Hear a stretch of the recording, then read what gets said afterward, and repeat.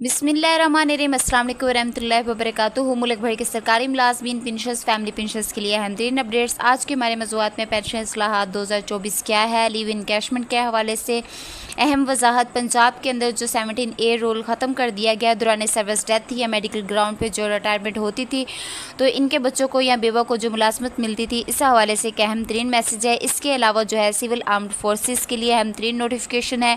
बहुत बहुत मुबारक हो। इसकी भी डिटेल आपके साथ शेयर करती हूँ। चैनल पर नहीं है तो चैनल ज़रूर सब्सक्राइब कर ले ताकि आप मेरी नई वीडियो से अपडेट रहें। देखिए, सबसे पहले 24 जुलाई 2024 के जो मतलब के रूल आर्म्ड हुए हैं पंजाब गवर्नमेंट की तरफ से कि ये रूल 17A को ख़त्म कर दिया गया है। तो कुछ सोशल मीडिया पे ये बिल्कुल कुछ गवर्नमेंट के ऑफिशियल वेबसाइट्स पे ये वजाहत दी जा रही है कि इसको छोड़ा ही नहीं गया।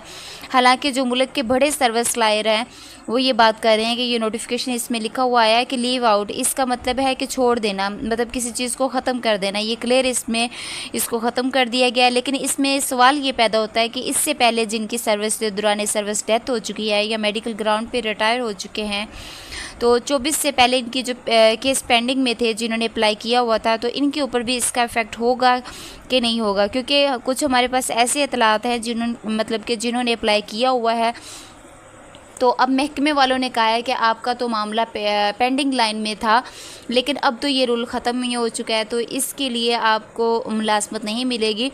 पाकिस्तान के जो फेमस लॉयर हैं, मतलब कि उन्होंने ये बात की है, अपना नोटिफिकेशन भी जारी किया है, अपलोड किया है। मतलब इन्होंने तो नवाज़ खोसा साहब की भी वीडियो इसके बारे में है, आप देख सकते हैं, वहाँ पर उन्होंने अपलोड की है अपने चैनल पर। और जो राजा नवीद साहब हैं, इनके बारे में मैंने पहले भी एक वीडियो में जिक्र किया था, बताया था आपको। ये बहुत फेमस लॉयर हैं, आप सब जानते हैं। देखिए, इन्होंने स्पेशली अपलोड किया है कि ये रूल ख़त्म हो गया है, गवर्नमेंट की ने ख़त्म कर दिया है। और ये चैलेंज भी हो सकता है कि दूसरा इसका ये जो इतलाक़ हुआ है पहले वालों पर नहीं हो सकता, जिन्होंने पहले 20 जुलाई से पहले, क्योंकि कोई भी जो रूल होता है वो रिस्पेक्टिव नहीं होता है। ऐसा कोई कानून ही नहीं हो सकता जो जिन्होंने पहले अप्लाई किया हो और इनके ऊपर इसका इतलाक़ हो। देखिए, दौरान सर्विस जिसकी डेथ हो जाती है या मेडिकल ग्राउंड पे रिटायर हो चुके हैं, तो इनके ऊपर इसका तलाक नहीं होगा। हाँ, 24 के बाद जिनकी डेथ होगी या मेडिकल ग्राउंड पे रिटायरमेंट होगा, इनके बच्चों को या इनकी बेवा को जो है मुलाजमत नहीं मिलेगी। तो ये बेहतरीन वजाहत है इसके लिए। तो सिविल आर्म्ड फोर्सेस जो इंटीरियर मिनिस्ट्री का ये नोटिफिकेशन है, ये भी आपके साथ मैं शेयर कर दूँ। 1 अगस्त 2024 को बहुत बहुत मुबारक हो सिविल आर्म्ड फोर्सेस के लिए कि इनकी पे स्केल वाइज हो गए हैं। बहुत सारे फेक नोटिफिकेशन गर्दिश कर रहे हैं, तो ये जो नोटिफिकेशन आया है, रेल नोटिफिकेशन, ये 1 अगस्त को आया है। तो अभी जो है ये मिनिस्ट्री ऑफ इंटीरियर की तरफ से आया है ये नोटिफिकेशन। अभी इसके ऊपर फर्दर एक्शंस लेने हैं, तो इनकी आपकी बढ़ी हुई तनख्वाह फिर आपको मिलेगी। तो ये जो और जनरल अकाउंट से मैसेज आना शुरू होगा, तो इसकी अपडेट होगी। तो जो पेंशन इस्लाहात हैं, पेंशन इस्लाहात क्या हैं, पेंशन इस्लाहात का बड़ा चर्चा है इसके अंदर। तो 13 तरह की तरमीम है, इस्लाहात को समझना ज़रूरी है। कल रहमान बाजवा साहब ने भी ये एक मैसेज किया था कि वो जो मतलब कि वो मुतालबा कर रहे हैं, तो कुछ ऑब्जेक्शन है। तो हम आपको बताते हैं कि ये जो 13 पॉइंट्स हैं, इसके ऊपर किन के ऊपर ऑब्जेक्शन है और किसके ऊपर नहीं है। तो जिनके ऊपर ऑब्जेक्शन लगाया गया है, इस ऑब्जेक्शन को दूर करने की कोशिश की जा रही है ताकि एक ही दफ़ा नोटिफिकेशन आए। पहली तरमीम, सरकारी मुलाजमीन को रिटायरमेंट से 2 साल पहले आपकी तनख्वाह जो है 70% की ग्रास पेंशन मिलेगी। पहले भी 70% ही मिलती थी। दूसरी तरमीम में मुलाजमीन को 55 साल नौकरी के बाद रज़ाकाराना तौर पर रिटायरमेंट हो सकेंगे, दोनों रिटायरमेंट ले सकेंगे। इसमें थोड़ी सी मिस्टेक हो गई है। जैसे 2 साल पहले वाला पॉइंट्स है, इसमें 70% जो है मिलता है। तो 2 साल पहले यानी कि 24 माह की तनख्वाह, ये बहुत भारी नुकसान है। 24 माह की एवरेज निकाली जाए, तो 24 माह की एवरेज निकाली जाए तो इसका इफ़ेक्ट क्या होगा, आपके कम्यूट में भी आधा रह जाएगा और आपकी पेंशन भी आधी बनेगी। तो पहला पॉइंट ये जो है, इसमें बड़ा मसला है और इसके ऊपर ऑब्जेक्शन है। ये इस्टेब्लिश डिवीज़न का भी ऑब्जेक्शन है, इंटीरियर मिनिस्ट्री का भी इसके ऊपर ऑब्जेक्शन है। दूसरी जो तरमीम है वो 55 साल नौकरी के बाद रज़ाकाराना तौर पर रिटायरमेंट ले सकेंगे।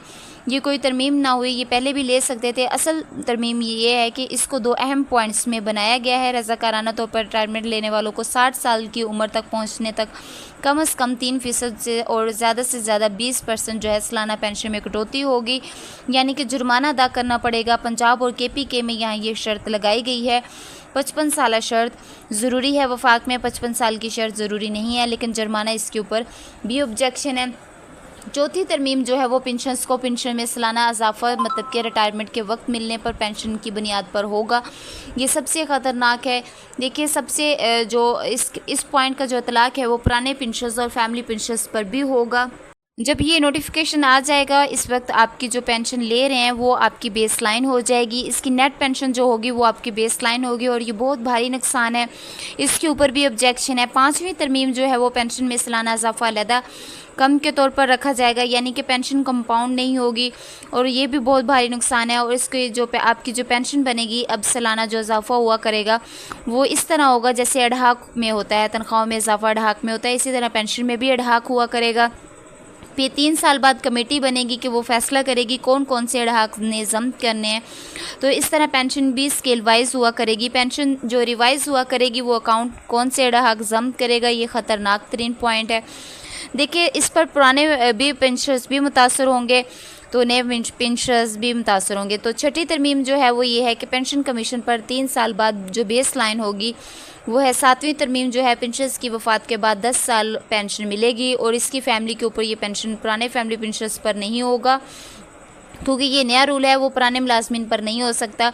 8वीं तरमीम में साजा तौर पर रिटायर होने वालों के लिए 60 साल की उम्र तक पेंशन मिलेगी, बिल्कुल इस पर कोई ऑब्जेक्शन भी नहीं है। 9वीं तरमीम जो है वो सरकारी मुलाजमीन की मौत की सूरत में इसकी फैमिली को 25 साल तक जो है पेंशन मिलेगी, ये भी ख़तरनाक पॉइंट है। 10वीं तरमीम जो है वो पेंशनर्स के बच्चों की है कि इनके बच्चे जो जिस्मानी तौर पर मजदूर हैं होने की सूरत में उम्र भर इनको पेंशन हासिल करेंगी। अच्छी बात है, यानी कि डिसेबल को जो है लाइफ पेंशन मिल रही है। तो 11वीं तरमीम जो है वो रिटायरमेंट के बाद दोबारा सरकारी नौकरी करने वालों को पेंशन मिलेगी या तनख्वाह, इस पर भी ऑब्जेक्शन है और ये कंफर्म है, इसका तलाक हो जाना है, आपको एक आपकी पेंशन मिलेगी या तनख्वाह मिलेगी। 12वीं तरमीम है सरकारी मुलाजमीन रिटायरमेंट के बाद दोबारा नौकरी करने पर सिर्फ एक महकमे से पेंशन के हकदार होंगे। तो 13वीं तरमीम में मियाँ बीवी दोनों सरकारी मुलाजम हैं तो इनको जो है रिटायरमेंट लेने के बाद दोनों को पेंशन मिलेगी। एक मुतालबा जो है वो हमारे बुज़ुर्ग पेंशनर्स की तरफ से है कि पेंशन में इजाफा जो है तनख्वाहों के बराबर होना चाहिए। पेंशनर्स इस वक्त सबसे ज़्यादा मुश्किलात में हैं, तो हालात का सामना कर रहे हैं। हम ख़ुसूसन रिक्वेस्ट करेंगे कि जो है बुज़ुर्ग पेंशनर्स में इजाफा किया जाए, कम से कम इनकी उजरत में तनख्वाहों के बराबर इजाफा तो होना चाहिए ना। जो EOBI पेंशन कम से कम पेंशन जो है उजरत के बराबर होनी चाहिए। हम ये मुतालबा दोहराते रहेंगे। हम रहमान बाजवा साहब से भी रिक्वेस्ट करेंगे, गिगा के रहनुमाओं से भी रिक्वेस्ट करेंगे कि वो इनके लिए आवाज़ उठाएं, क्योंकि इस वक्त जो है पेंशनर्स को ज़्यादा नुकसान हो रहा है, तो इनके लिए बात करनी चाहिए। तो मज़ीद जो भी अपडेट होगी वो मैं आपके साथ शेयर करूंगी। चैनल पर नए तो चैनल ज़रूर सब्सक्राइब कर लें ताकि आप मेरी नई वीडियो से अपडेट रहें। लापता अफराद के ख़ानदानों के लिए 50 लाख फ़िक्स मतलब आमदनी का पैकेज का ये भी नोटिफिकेशन जारी किया गया है। तो इसी तरह के ये नोटिफिकेशंस हैं। अभी ये नोटिफिकेशन ही आया, अभी इसकी कोई कंफर्म नहीं हो। जो तरमीम है 13 तरमीम है, इसमें भी मतलब कि कुछ पर ऑब्जेक्शन है और कुछ पर नहीं। तो मज़ीद जो भी अपडेट होगी वो मैं आपके साथ शेयर करूँगी। अपना बहुत सारा ख्याल रखिएगा। अल्लाह हाफिज़, अल्लाह निगहबान।